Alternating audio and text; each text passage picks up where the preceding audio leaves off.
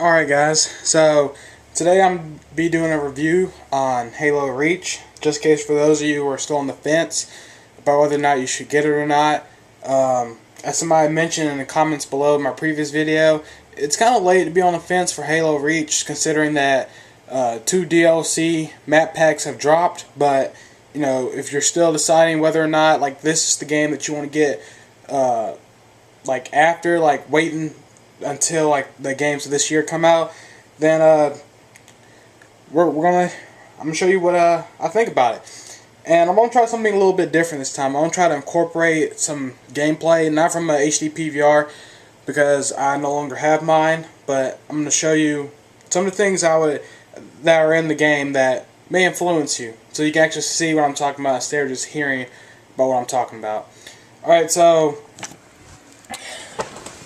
right here you have your main menu, and this part right here on the right is your little queue. So let's say one of my friends just joined off of me in the queue, right? So let's just say I want to do this right here.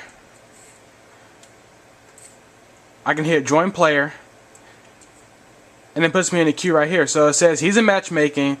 That's how much time he has left. You know, the score to win, and then the leading score.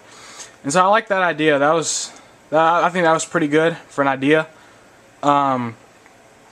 Because you know, sometimes I want to join a friend, you know, but I don't want to be constantly watching to see when they're available, when they're not. So I just thought that was a pretty cool feature of them to add. So you have your core little activities to do on Reach. You got your campaign, which I'm pretty sure if you already know, is basically about a group of soldiers or Spartans noble team and what they did on Reach during the final hours of Reach. So that's basically what the campaign's about. I don't want to spoil anything, so if you're interested in that, you can look up some campaign walkthroughs online, or you can either buy the game yourself and play it for yourself, but I'm not going to talk about that here, so yeah, that's that. Theater mode, it's right here. So basically, the thing I don't like about theater mode is that there can only be one player to view a film, and I kind of don't like that. Like in Halo 3, how you can have a party of 4 watch it, but that just kind of threw me off. So I'm not really.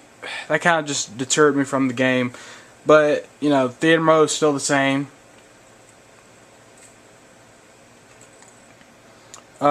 Forge. Oh, before I get to Forge, let's do custom games. So custom games, basically the same thing. Nothing's really changed about that. Firefight. Alright, so Firefight is kind of interesting now in Reach. So basically, you can choose, you know, your map. But now there's a twist to it. Instead of choosing like the map and difficulty, you also choose the game type. There's Alright, so we got Firefight, Firefight Classic, Generator Defense, Gruntpocalypse, Rocket Fight, Score Attack, and Versus. If you want to know anything else about those two, leave a comment below and I'll reply telling you what it is exactly. Or I might get to it towards the end of the video. But for now, let's continue. And so now you can make your own skulls, like game options. You can choose, you know, how you want to set, you know, the game up so that it's customized for you and the way you want it. You know, like I said before, you can even make your own skulls, and that determines how you want to do things. Let's come back to Forge. Alright, so matchmaking. Alright, so this is just something that they added for the people who didn't buy both map packs. So basically, every time you put the game in and you come to matchmaking, you kind of expect to see this. But as long as you stay on the game, then you won't see this every time. Just pretty much the only time you'll see it is when you know, pop the game in, just, you know, come to the screen and everything, and then it's just simple, no thanks.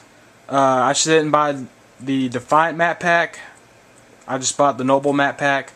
That's proof that I bought it. So basically, Bungie has done a lot since the game first came out. Because if I remember correctly, when this game first came out, there was basically Team Slayer, Arena, which is like the more elite MLG style gameplay, and then there was I'm not sure if Big Team was here when it first. I think Big Team was here when the game first came out, and then Invasion. Those are basically your only game modes, and over time, Bungie added stuff like, your Rumble Pit, Living Dead, Team SWAT, Team Snipers, Double Team, and all that. And then what's interesting is Bungie had originally they had a cap to where after the community as a whole played enough missions on their own through the campaign, then you unlocked co-op campaigns. So I thought that was pretty nice. Of course, I played through it by myself just because this was like maybe a month or two after Bungie had released the game that they added co-op campaign to the whole ordeal. But I think I would recommend co-op campaign to play matchmaking if you're probably trying to go after legendary achievements, like you're trying to beat the campaign on legendary. This would probably be the route to go, unless you have a group of friends that are willing to play with you. Then by all means, go for it. But if you don't have that luxury, then co-op campaign is your next best option. Score attack, which is basically firefight by yourself, competing against your friends. Firefight limited is like ODST, where you guys all pull from the same thing of lives. An arcade is like the fun style thing where you have like infinite lives, you get rockets and that kind of stuff, which is the most popular of the ones that are in this selection. And you got your community. Bungie's got their MLG, Action Sack, which actually gives you credits and XP this time. Griffball and Team Classic, which is supposed to be like for people who like the more classic Halo feel of gameplay. I'd be guessing like Halo 3 or something like that along those lines. And then you have your DLC. And so Forge is basically the same thing as it was previously, except now you have Forge World, which is in the background, as you see. So those are basically all the new things in Reach. So I hope you liked the review, and I hope you guys enjoy Reach if you decide to get it.